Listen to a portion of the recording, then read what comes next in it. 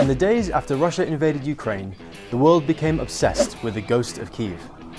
The legend of the fighter ace was actually a myth, but it turns out the real story of the early days of the Ukraine air war was even more dramatic. Only now are we learning of the Ukrainian Air Force's huge low-level dogfights, heavy casualties and chaotic electronic warfare. Thanks to new research by Dr Justin Bronk of RUSI, this is the real story of the air war in Ukraine. In the first few days of the air war, Russia effectively neutralized Ukraine's anti-aircraft missiles, using a combination of airstrikes and electronic warfare. This left the Air Force as the only defense against hundreds of Russian air attack missions striking deep into Ukrainian territory every day. The Ukrainian pilots had only outdated MiG-29 and Su-27 fighters, forcing them to fly extremely low to avoid detection by the superior radars and long-range missiles of Russian Su-30 and Su-35 aircraft. Outnumbered by up to 15 to 1, they used terrain to mask themselves, flying at altitudes of less than 100 feet to get close enough to the Russian combat air patrols to launch their shorter-range missiles. Videos from the ground showed a couple of these low-level dogfights, but not apparent in the dramatic video were the numerous advantages held by the Russians. Their modern R-77 missiles can be launched in track-while-scan mode, meaning their radar does not lock on to Ukrainian aircraft until the last minute. This gives the targeted pilot little to no warning to take evasive action or deploy countermeasures. By contrast, the Ukrainians' older R-27 missiles require the attacking pilots to keep a continuous radar lock on the targeted aircraft. The lock gives the Russian pilot an earlier warning, and if they are able to break it, the missile will miss. The Russian Sukhois also have a superior look-down radar system, allowing them to launch missiles from much greater ranges than the Ukrainians. Nevertheless, Kyiv claims its aggressive tactics resulted in numerous Russian fighters being shot down in epic air battles. However, most Ukrainian pilots who got close enough to fire were themselves frequently shot down. Kyiv's bravest and most experienced pilots paid a heavy price, with devastating casualties during the first few days of the war. At least 4 MiG-29s were shot down, and their pilots killed on the first day of the invasion.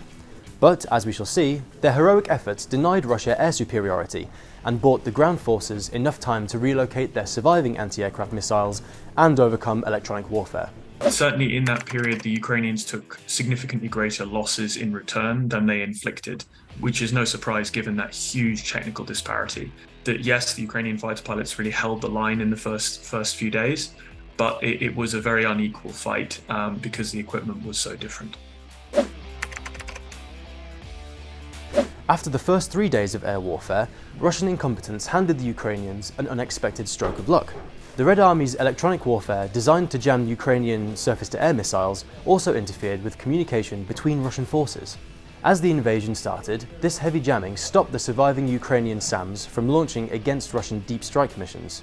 But as the assault on Kyiv's Hostomel airport was repulsed and Russian logistical problems built up, generals were forced to stop the jamming to let their own troops communicate. Kyiv's air defences sprung into action, with SA-11 and S-300 systems proving particularly lethal against Russian aircraft. Ukraine's missiles began downing a significant number of Russian aircraft and took over as the primary means of air defence. At the same time, the Russian Air Force stopped deep strikes on Ukrainian infrastructure, including surface-to-air missiles, and switched to a low-level ground strike close to front lines in support of their troops. This put them within range of portable shoulder-launched anti-air missiles, with Ukrainian soldiers downing 8 Russian aircraft in just 1 week. Essentially, the Russian communications on the ground in particular just really weren't being able to cope with the kind of chaos that was unfolding among their forces. And the fact that there was a lot of Russian EW, electronic warfare, going on, jamming large parts of the spectrum or at least disrupting it, was exacerbating those huge communication problems that their own forces were having on the ground. And so very quickly after the second day, the Russian electronic warfare starts to be stepped down. They start doing much less in the electromagnetic spectrum, which, in addition to the Ukrainian air defenses on the ground having by this point repositioned. So that in conjunction meant that on the sort of third day and going forward for the rest of that week, Ukrainian ground-based air defenses started to come back up and be much more effective than they had been. Since the chaotic first few days of the war, the increasingly effective Ukrainian air defences have denied Russian aircraft the ability to strike deep into Ukraine.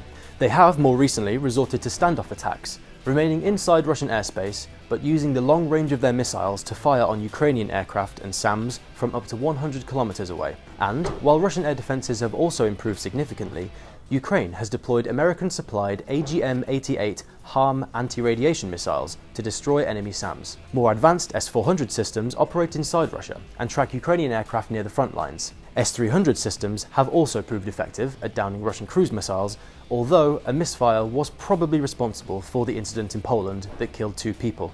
Russia is doing better than Ukraine in the air at the moment.